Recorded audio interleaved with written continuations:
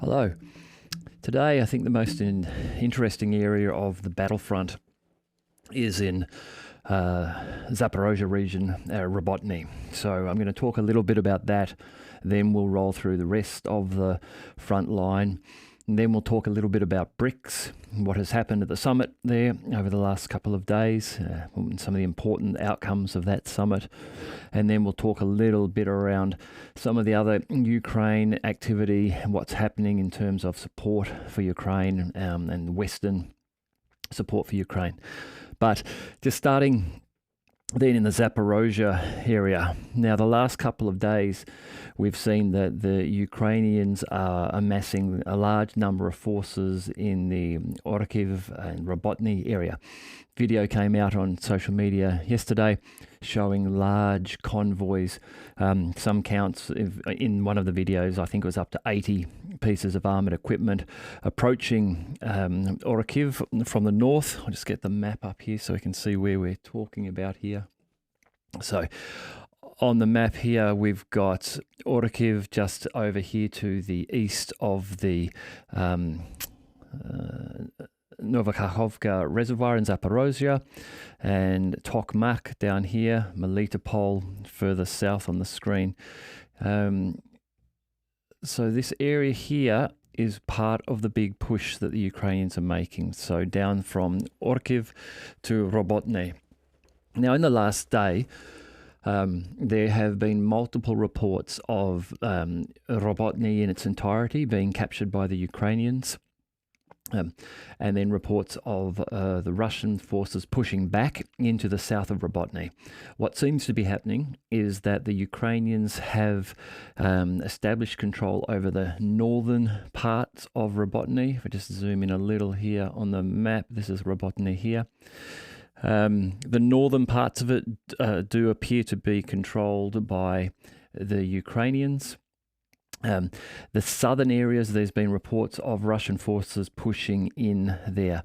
Now, Robotyne seems as though really it is moving into a grey zone area to some extent, where both the Ukrainians and the Russians have established fire control over Robotyne and the supply roads. So the Ukrainians have established from the north, they have artillery control over this southern supply road, which heads down towards Novopropokivka here, and the Russians from the south have established fire control over this supply road to the north.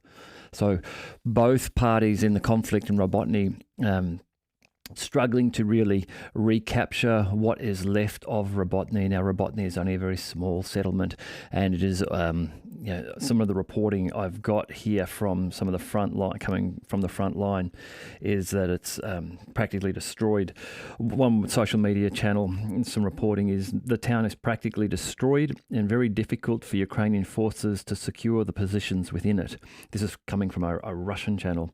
Moreover, the reports about the capture of Novopropokivka are not correct. So that's the settlement just to the south of Robotyne down here.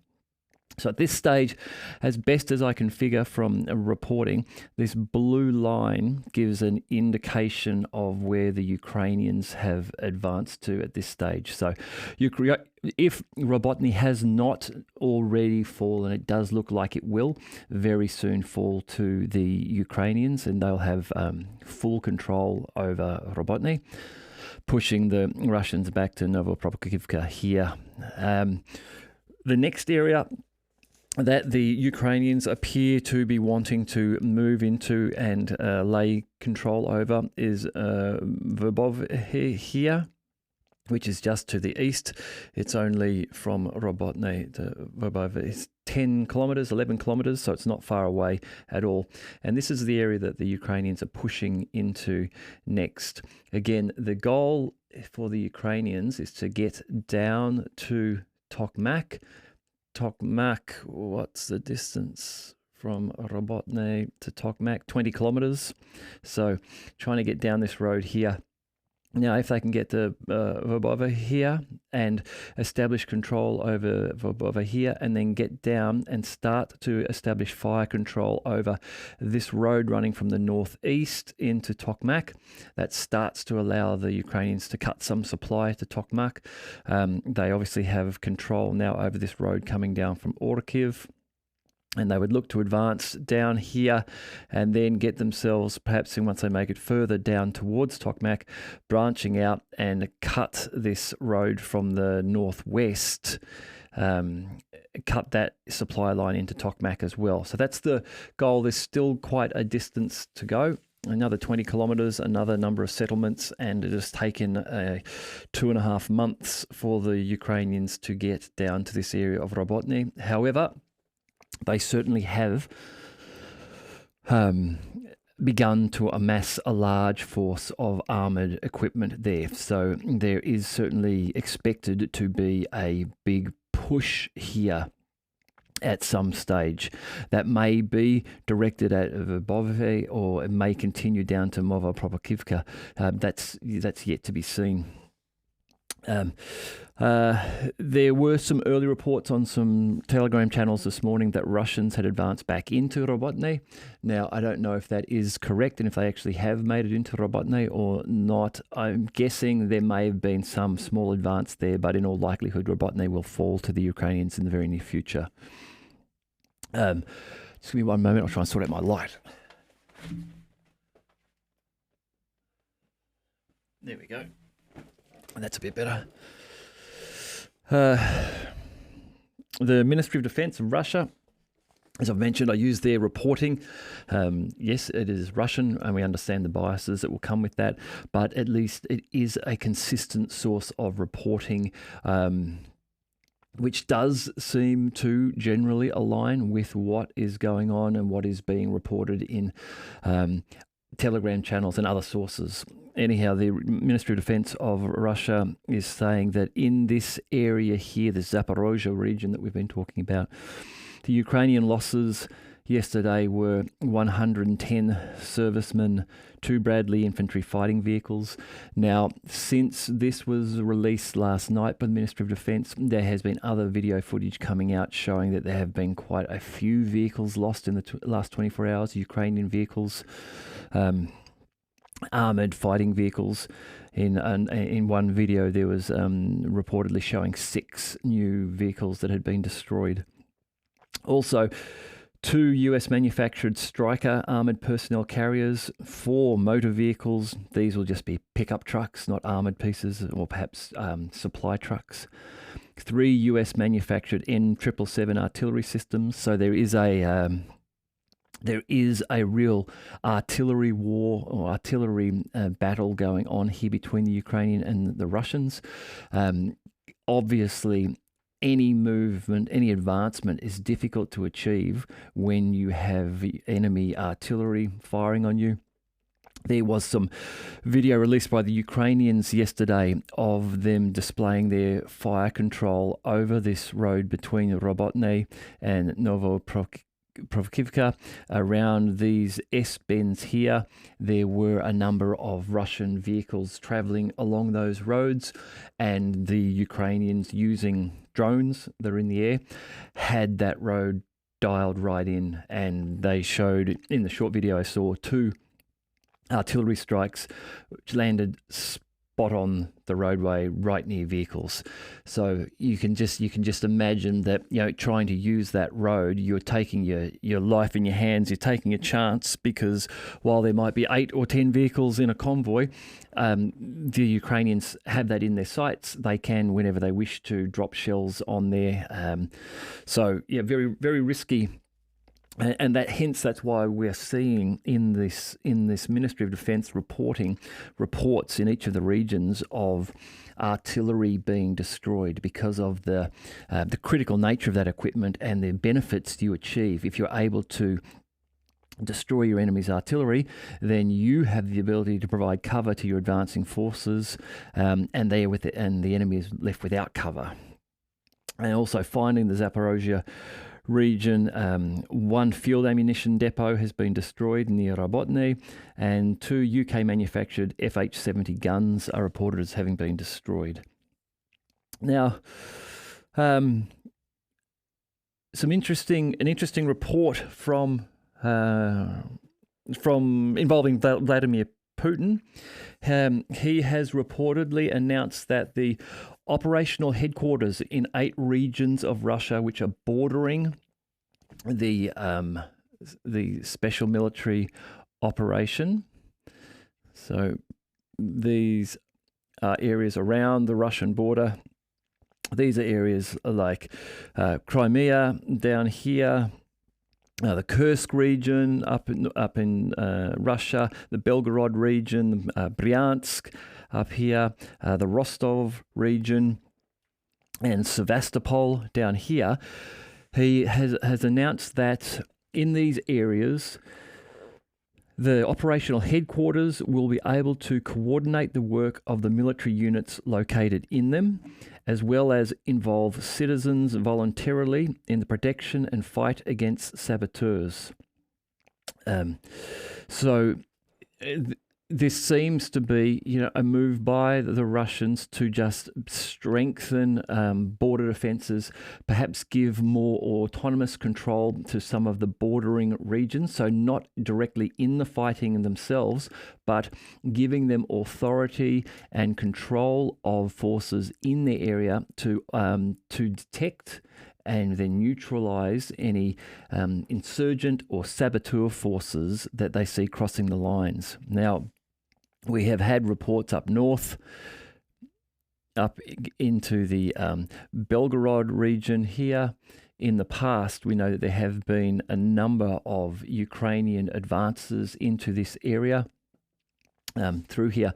So I think it's this type of thing. While the Russian military have forces on the border and creeping over the border and will be fighting, playing offensive roles here, Putin is now enabling these border regions to be able to take command and control of their own territorial forces, even their locally formed militias, if they wish, to thwart any attempts for saboteurs to get across the borders there. In Belgorod region, shelling is reportedly continuing in that area, and there is a report of a fixed-wing UAV, a fixed-wing drone, having been shot down over Belgorod. Now, I'm not sure where it was intended to strike, but the fixed-wing nature of it gives the impression that it may have been a larger and the term fixed-wing UAV gives the impression it may have been a larger type of drone, not one of the smaller FPV ones flown by a locally based pilot, but perhaps a real unmanned aerial vehicle, perhaps of reconnaissance nature, perhaps one loaded with explosives. It doesn't say, but it is reportedly having been shot down in the Belgorod region. In this Kharkiv, northern Kharkiv region, and where we've got this on the map here, this orange line from running from Bezmino down to the east, across the border with Russia and Ukraine to Dahane here. This is the evacuation line that I spoke of a day or so ago, where we've had an announcement that the Ukrainians have evacuated all the townships along this line. Today, there are a number of Russian video reports of heavy shelling and bombing along this area occurring. So it does seem as though the Ukrainians were correct in evacuating from this area, that they had realised that there was Russian offensives starting, or at least a softening up perhaps for an offensive. There's definitely some play being made in this area. Now, I don't know exactly what it is. If it is perhaps as Weeb Union has a great channel on YouTube. If you haven't checked it out, please go and check out Weeb Union. As Weeb suggesting that the Wagner forces may move down, may get themselves involved along this northern line, and there may be a push down here to put pressure on Kharkiv, perhaps. Whether the Wagner forces will come down this far off, this will just done by Russians, I don't know, though. I think the Wagner forces will probably stay up higher, up here above Sumy and up here. But there's something going on in this area which may align with the gradual push eastwards from the Kupiansk region. Now, in terms of news, battle news, in Kupiansk, there hasn't been a great deal of news in the last day on this line from Kupiansk down to Torske, down here to the Kremenaya forested area. There are pieces of information about attacks made by the Ukrainian forces being repelled. Ministry of Defense says this is the area where the Zapad group of forces operate. They've repelled 3 attacks by the 47th Mechanized and the 68th Jaeger Brigades of the Armed Forces of Ukraine, close to Sinkovka and Sergivka. And Sinkovka is up the top of this line here. So it appears as though the feeling here is that the Russians have been able to advance here, if not unexpectedly, the advance hasn't been planned as an offensive. And so the Russians seem to just be pushing across, applying pressure.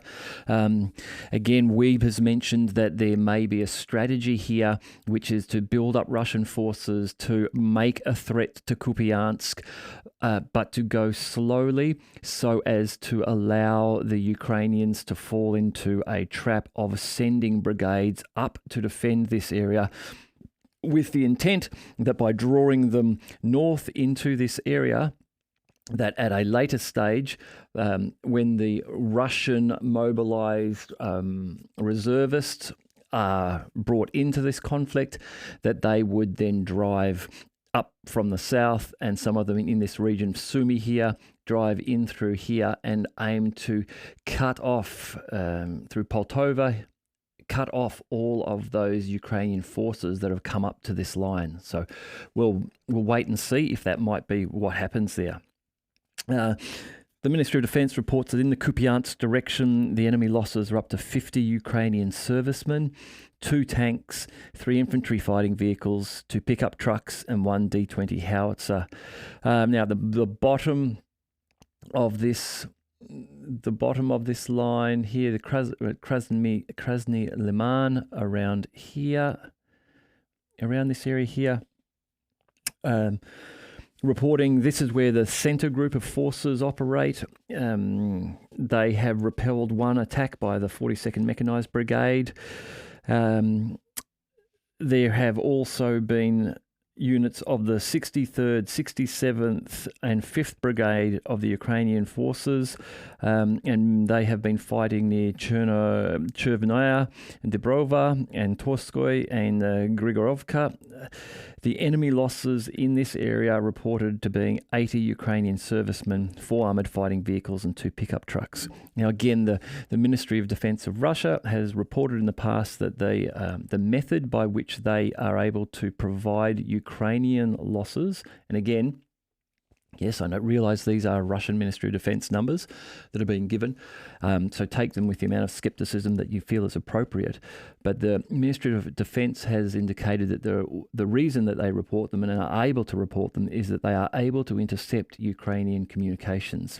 Now, at what point or where they intercept them, I don't know, but that is how they claim to be able to report upon this each day. So that may be the case.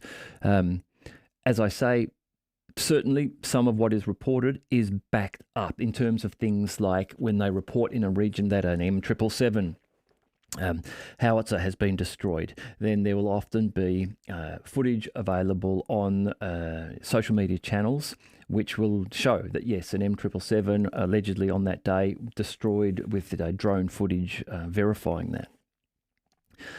Now, moving down to the Donetsk region, this is the area where the Yug group of forces work. In here, around Bakhmut, up here, Klishevka, around this region, we have seen a slowdown of Ukrainian attacks in the Bakhmut region, and this is reportedly due to the fact that they have been required to relocate those brigades from Bakhmut up into the northern Kupiansk area to support that line up there. So for that reason, we haven't had a great deal of reporting coming out of there.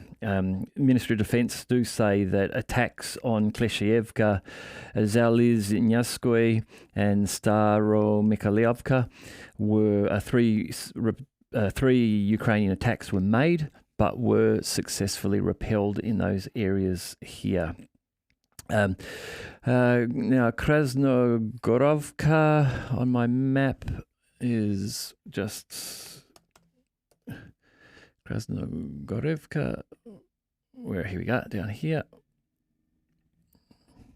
just to the southwest of Donetsk city itself, just above, just north of Marinka. Now, in this area here, the Russian forces are putting a lot of pressure on Krasnogorovka. They are advancing up this. They're advancing up this roadway here, attacking from the south, and also applying pressure from the east over here. And if they continue, they would. It's sort of expected that they might likely take Krasnogorovka if that is their plan here. They're certainly putting a lot of pressure on it at this time. In the Donetsk region, the Ministry of Defence reports that the enemy losses were up to 260 Ukrainian servicemen killed and wounded, 1 tank, 2 infantry fighting vehicles, 2 motor vehicles, 1 Polish-manufactured Krab self-propelled artillery system, and 2 D-20 howitzers.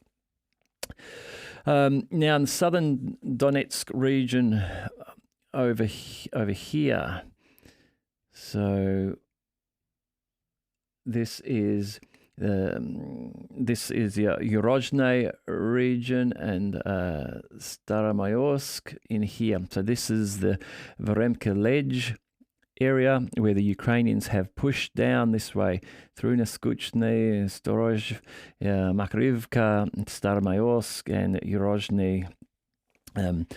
Now, so there has been heavy fighting going on in this area. This is where the Ukrainians are looking to broaden their front line here. So they've started to develop themselves into a bit of a burrow and pushing down. They're looking to broaden that by making advances, pushing this flank here out to the west towards Pryutny, and then also to the east over here towards Novodonetsk, just in this area here. This push here and this push here in Robotyne, where we were looking at earlier, these are the 2 main areas of offense for the Ukrainians, looking to somehow break through further, support one another, and get through to Tokmak, and then from Tokmak down to Berdyansk and Melitopol is the idea. Now, there seems to still be quite a distance between these two. If they were to join up and assist one another, there's going to be something's going to need to change to allow them to be able to really do that, because it's a long way currently between the two front tips. They're 75 kilometres apart at this stage. The Ministry of Defence reports that members of the 38th Marine Brigade of the Ukrainian Navy have been eliminated near Urozhny. Sabotage and reconnaissance groups of the 31st Marine Brigade have been suppressed near Pryutny. There has been, this is Pryutny here, there has been a lot of reports of sabotage and reconnaissance groups. The Ukrainians, as I was saying, looking to widen the front here, have been doing a lot of this probing and exploratory work with small groups of infantry or single vehicles. Reportedly, their tactics are to drive forwards in an area until they receive contact fire, and then immediately reverse out of that area. But at least then they have identified and forced the Russians to reveal their locations. And so, they're gathering information and working out areas, weak points perhaps, where they might be able to proceed towards these towns. The Ministry of Defence reports that in the Zaporozhye region, the enemy losses were up to 125 Ukrainian servicemen, 3 motor vehicles, 1 Polish manufactured Crab self-propelled artillery system, 2 M777 artillery systems, 2 M-Star-B howitzers, and 1 D-20 howitzer, 1 Gvozdika self-propelled artillery system, as well as 1 ANTPQ-36 counter-battery radar station. Now, these radar stations are really vital pieces of equipment in this artillery dueling that is going on.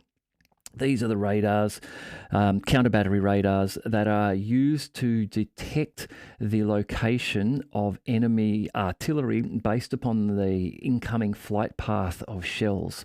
So the radars track incoming shells. From that, they reverse engineer the path backwards to where they originated from, and then that information is rapidly passed on to their own artillery, who then zone in and rain fire on that location in an attempt to destroy the enemy artillery.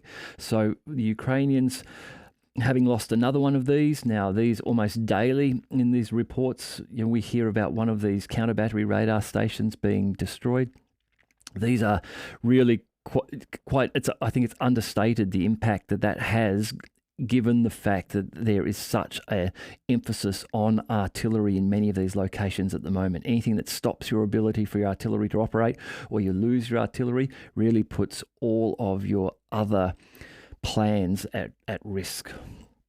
Now in the Kherson region, moving down south, Kherson, not a great deal of reporting of activity in this area. Now we know that in the last, over the last 2 weeks, Ukrainians made a big advance here around Kazachi Laheri, this region here, the Cossack camps. They were utilizing these island areas and able to make a number of crossings over the Dnipro and Konka River and into this area. However, the Russians responded very forcefully and seemed to rapidly push the Ukrainians back out. There is reporting of 1,000 or more Ukrainians amassing around this area. So we are probably going to see at some stage in the near future some sort of strong Ukrainian push across, either perhaps here or perhaps even further north up here at Lvov there. There's even been talk of a push down to the south here of perhaps Ukrainian forces coming out of Mykolaiv and then skirting perhaps on boats around here and landing around this Zalizhny port, and then advancing inwards this way to support another push from the Lvov and Laheri regions. Yet to be seen when that might happen, but there were reports a month ago that these forces were growing. Then we saw the attack on Kazachi Laheri, and now we have reports of a force growing there again. Now, these may be being built up here in this relatively quiet region to then perhaps attempt some sort of a push across the Dnipro River. Now remember, this large waterway here, this reservoir that we can see here now, is now dry. The Novokharkovka Dam, which is down here, was destroyed a few months ago. That allowed this reservoir to drain, and in recent video we've seen that this reservoir now is a lush green summer paddock of grass. So no doubt what was mudflats is drying out and may soon become capable of supporting heavy heavy equipment, heavy vehicles, which would allow the Ukrainians another opportunity to now look for weak points along this line and break across here somewhere. So these resources down in Kherson region may be building here where it's relatively quiet, and then perhaps will make an advance up to the north and look to break across here at some point. I wouldn't be surprised to see that. We've been waiting for this area to dry out. However, once we get closer into the winter, once that ground freezes, then it could, again, this whole area now opens up as a possible place for the Ukrainians to start maybe a move down here to sort of try and get through Rubanivka down this way, and then ultimately join up or put pressure on Melitopol from this side. There's options if that area does become able to be used for heavy equipment, assuming the Ukrainians have that heavy equipment available to use there. In terms of the Kherson region, the Ministry of Defense of Russia reports 50 Ukrainian servicemen, 3 motor vehicles, 1 US-manufactured M777 artillery system, as well as an M-Star-B and D-30 howitzers were destroyed. There are reports of the Russian aerospace forces, fighter aviation, having shot down 1 Ukrainian Su-25 aircraft near Semyonovka in the Donetsk People's Republic. And just before I started this program, I saw reporting on Telegram reports of allegedly 2 Ukrainian Su-25s who have collided. I don't believe they were shot down by Russian forces. Reportedly, they have collided. I believe the crash was fatal for both pilots. One of the pilots reportedly was going to be involved or expecting to be involved in the F-16 training program. At least this is what has been reported on some of the Telegram channels. The use of drones by Ukrainian, particularly drones in the over the area of Crimea, and of course drones being sent towards Moscow, has increased in the last few weeks.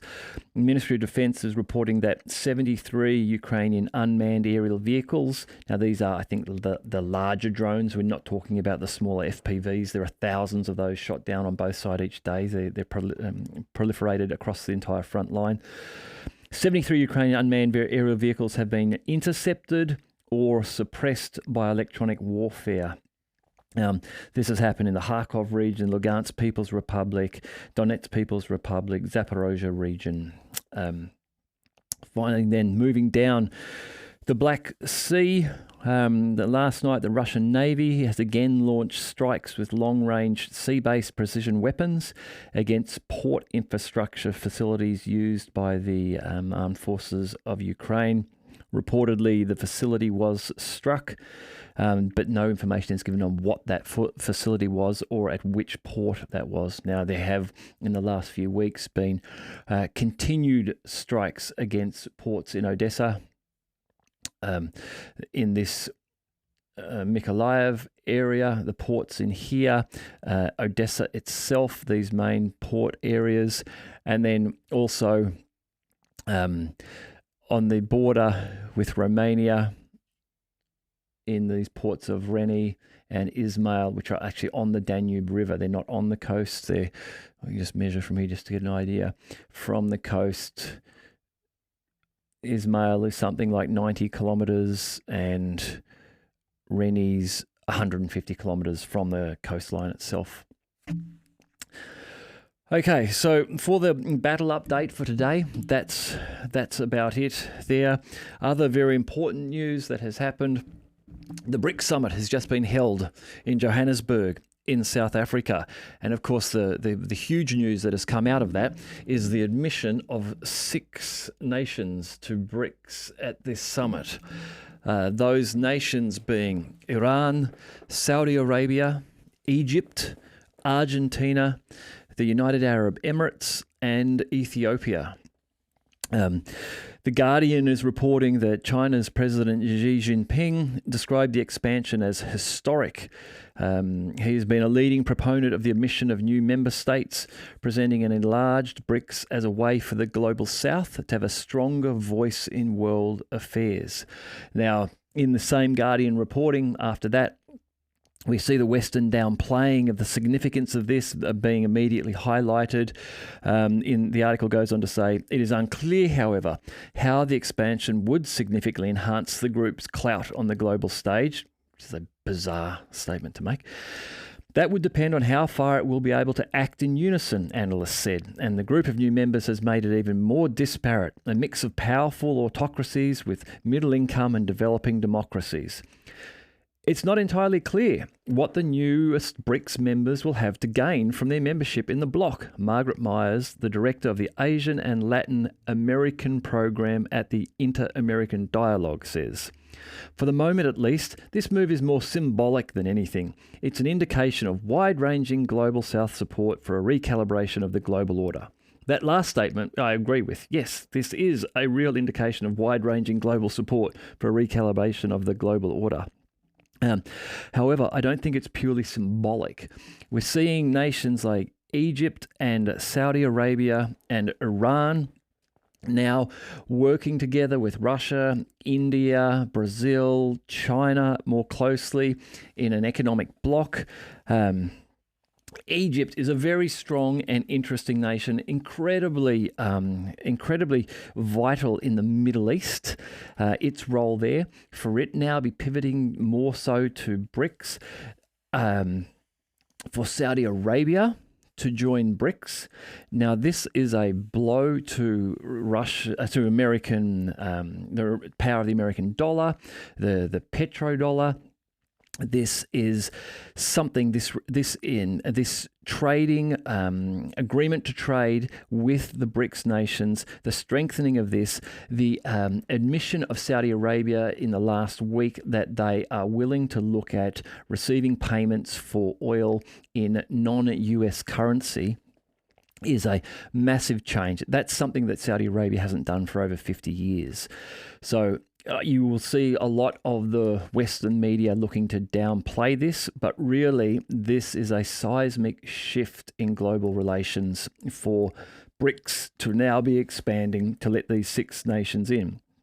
Also, we have to remember that there are another 20 nations in line who are requesting accession to BRICS. Now, they haven't yet put in their formal applications.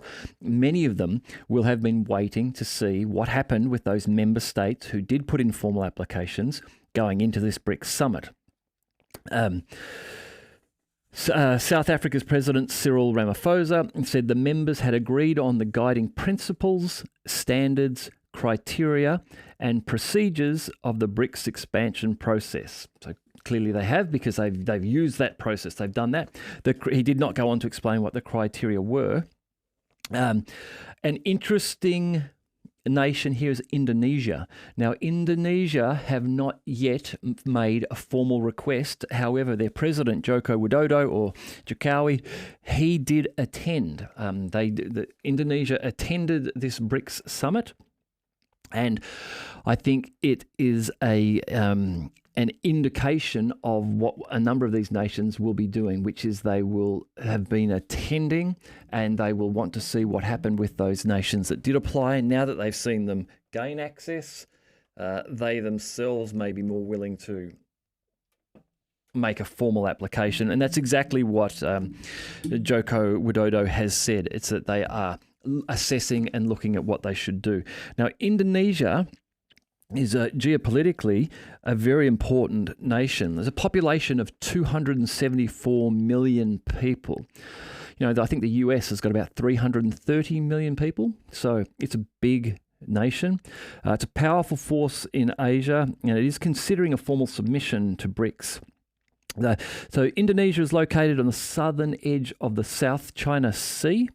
Let's actually get the map up here and we can have a look at this while we're talking about this. He says, not typing, South China Sea. Let's see how that goes. let's just get it out of here. Right. Here we are. Indonesia. Getting down to my part of the world. So Indonesia. Indonesia, it is actually a collection of islands. 17,000 islands in this area make up Indonesia.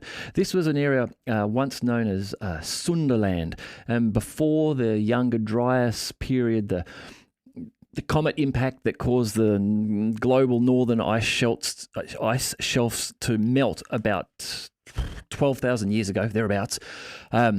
Prior to that, raising the sea level through that massive ice melt, this was all above land, this area here, Indonesia. As the sea levels rose, it became these mass of archipelagos of islands. Anyhow, Indonesia is, and here's the South China Sea just here, is going to play a critical role in what happens in the coming years in the conflict between China and the US over Taiwan.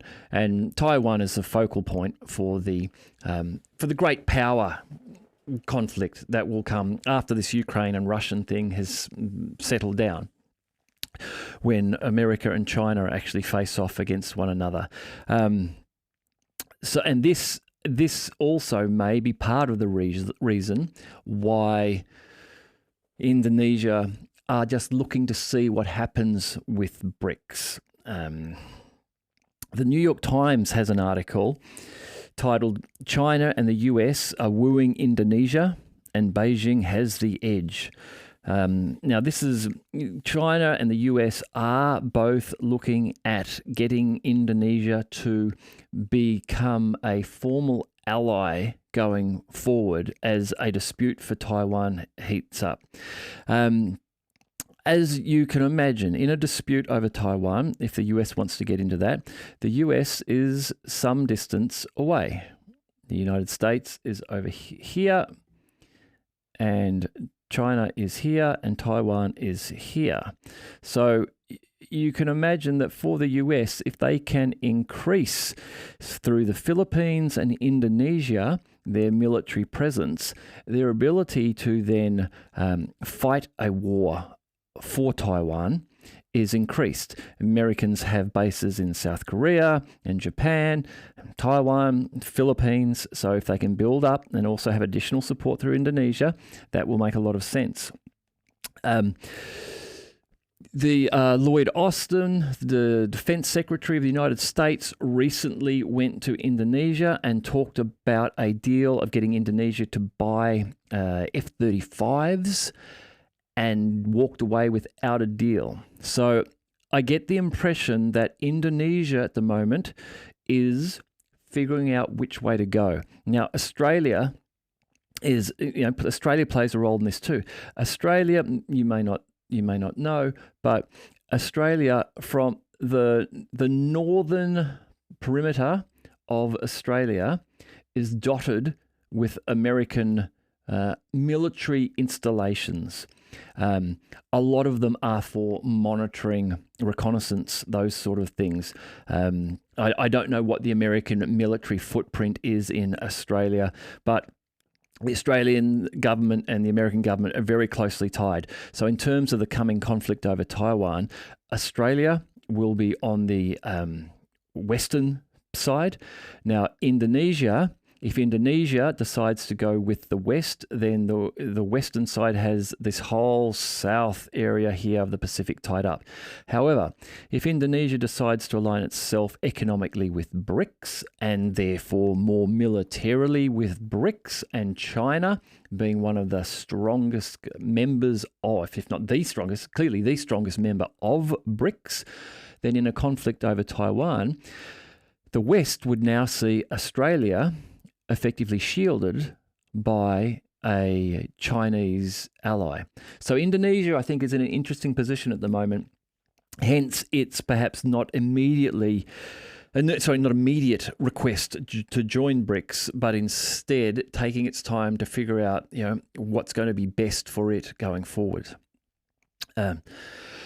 All right, so that's the BRICS update. Now, there's some other things going on which are just interesting that I just want to talk a little bit about. Again, this is around Ukraine and some other geopolitics. Of course, Prigozhin. So we've had the loss of Yevgeny Prigozhin this week in a jet aircraft failure. There are still many reports swirling around as to what may have caused it, from a terrorist bomb being placed on there, from air defense, from the pilot of the plane having done something, or a previous pilot of the plane having done something, weird maintenance activity called just before the plane was to take off.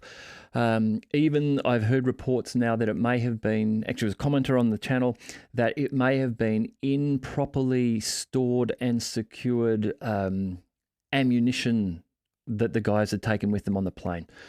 Who knows? Could have just been a failure of a component.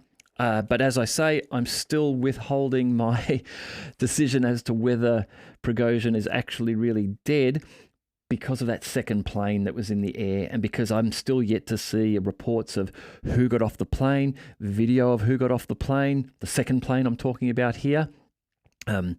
This is going to be like Elvis. I think that it will be a long time before a lot of people accept that Prigozhin is actually gone. Also, remembering that this will be the second time that he's been reportedly lost in a plane crash. The first time, it wasn't true. The second time might not be true either. Ukraine, if you remember, there were a few weeks ago heavy missile strikes by the Russians laid on the central area of Ukraine. If we just zoom in here, I haven't got the map going for you. Let's get back to the map. The central area of Ukraine in the Khmelnytsky region here, and there is an airfield, the Staro-Kostanyantiv airfield there. Now, that airfield reportedly holds Su-24s and also apparently held a large stockpile of Storm Shadow missiles. The Su-24 is the Ukrainian aircraft that has been modified to be capable of holding Storm Shadow missiles, and I'm imagining French Scalp missiles as well. So the Financial Times, citing resources, has now said that Ukraine is hastily moving its pilots and aircraft because of an increase in Russian strikes on targets in western Ukraine. Russian missiles have recently targeted air bases, runways, a pilot training center, and a fleet of bombers carrying Western Storm Shadow and Scalp missiles. Because of this, Ukrainian pilots are forced to constantly shuttle between dozens of air bases and commercial airports. Now, this is something that commentators have been suggesting for a while, that there was a need for the Ukrainians to be able to shuttle their aircraft around different locations. There have been some reports that this may have even included Romania and Poland, although I haven't had that confirmed. And that would be very risky activity if the Russians were to be able to conclude that the Romanians and Polish were storing Su-24s, then shuttling them across the border to make attacks on the Russians. That's the sort of thing which could draw them into the conflict. Now, this is just from Simplicius the Thinker, who I've mentioned again. Simplicius has always great articles on Substack. Go and check out Simplicius if you haven't already. Here's an interesting take on F-16s, and it is that the F-16s, if they are to be brought into the fight, is actually a good thing for Russia. And the reasoning he gives for this is that if the most advanced Western weapons are introduced, as we have seen them be brought in, things like the Patriot missile system, talk ultimately of Abrams tanks being brought into play, and in other Western areas, we're seeing Challenger tanks, Leopard tanks, these sort of things, Storm Shadow missiles, Scalp missiles. The Germans are talking about bringing Taurus missiles in. It looked like they'd made a decision they would, but now they're still trying to figure out whether they will allow ones with long range or if they'll bring ones in that have been throttled so they can only go within Ukraine and not strike areas directly in Russia and cause a problem that way. As these are introduced into the conflict, that this is good for the Russian military because they get the ability to train against these. So Russian air defense operators and pilots will get experience dealing with F-16s if they are introduced as is expected, in dribs and drabs. While there has been a lot of reporting in the last week or so, with Zelensky being over in the Nordic regions, talking about getting 42 fighters from the Netherlands on these sort of things, he's not going to get that number of F-16s. These nations, some of them only have that many. The number he's mentioned is their entire fleet. Of those, many of them are being cannibalised for parts and used for backups and aren't flight worthy enough for sale on the market already. So in reality, I think a number of those nations have already walked back the fact that they're giving them, and there are long delays in getting F-16s into this fight. There's talks that Ukrainian pilots, some of them who are great pilots, don't speak English, need to learn enough English to be able to be trained by English pilots, English-speaking pilots on F-16s. And again, as we've said, once F-16s get into this conflict, because of the powerful Russian air defense systems, the powerful Russian fighters that are in here and with their air superiority in this region, that the F-16s will rapidly be brought down and will be splashed all over the front pages. Now, the Americans want to sell their F-16s to nations around the world. They've now got F-35s. They want to sell them, but they also want to get rid of their F-16s that they have in stock because they've got F-35s now. They don't necessarily need F-16s anymore. It doesn't help your sales opportunity, particularly against Russian fighters, and with a growing BRICS. As we've seen in Indonesia, Lloyd Austin tried to get a deal signed for F-35s and didn't get it signed, and that's quite possibly because the Russian Defense Minister Lavrov is probably down there also speaking to, not Defense Minister, Foreign Minister, Shoigu is probably speaking to them about purchasing Su-35s and Su-57s.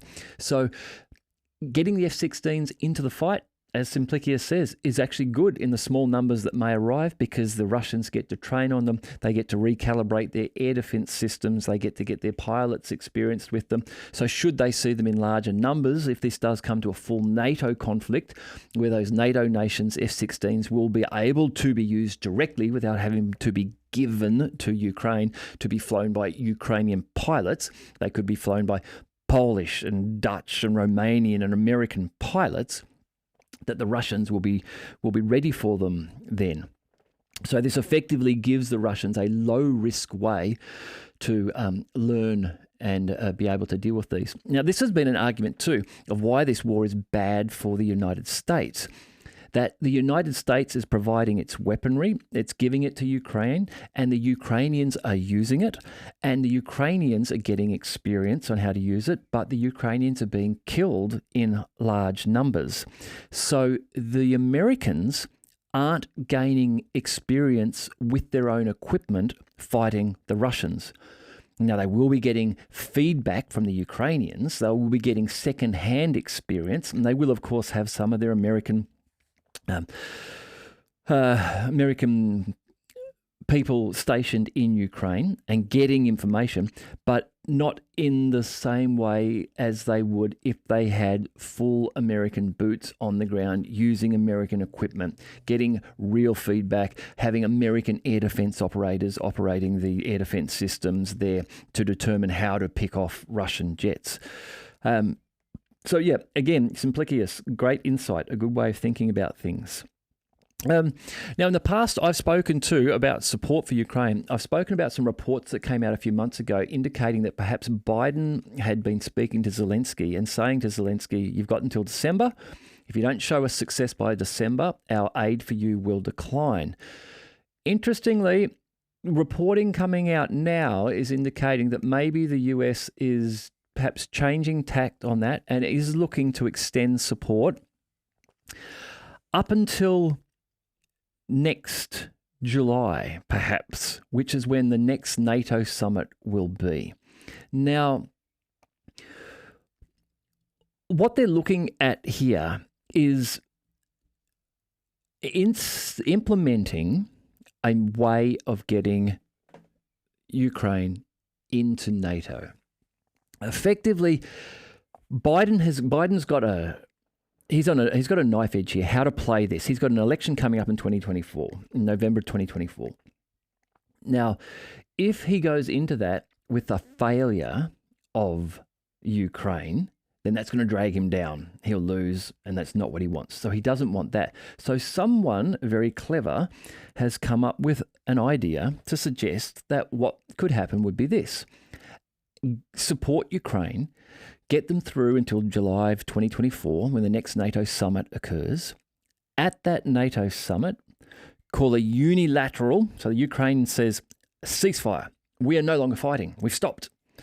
Call a ceasefire and then immediately admit Ukraine to NATO. Now, if you recall, NATO has said in the past that Ukraine can only get into NATO once this conflict or this war has ended. So if Ukraine effectively says, we're stopping, ceasefire, we're no longer fighting you, they could be admitted to NATO just then. This could happen in September or October. Could be the October surprise before the election. And it could be written up in the West as this was negotiated by the great President Joe Biden. That would allow for a massive attack to occur against Russia. And you would expect to see some immediate success for Ukraine or NATO in that conflict.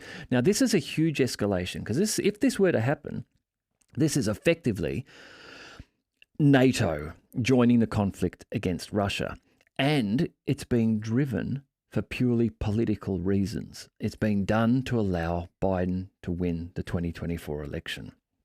You may, if you are Twitter followers, you may then have seen the big news yesterday. So for the last 2 years, Donald Trump has not been on Twitter. A little bit of background there. Twitter 2 years ago, before Elon bought Twitter, was very left-wing, and anyone with a conservative or right-wing view was suppressed and pushed off, and Trump had enough and left and went to Truth Social. Yesterday, he came back. I think the most tweeted term yesterday was, he's back. And how Trump came back was with his most recent mugshot. The mugshot taken of him just the day before, where he's been indicted again. I'll see if I can find it and show it for you. If you haven't seen it, I'm sure you've seen it.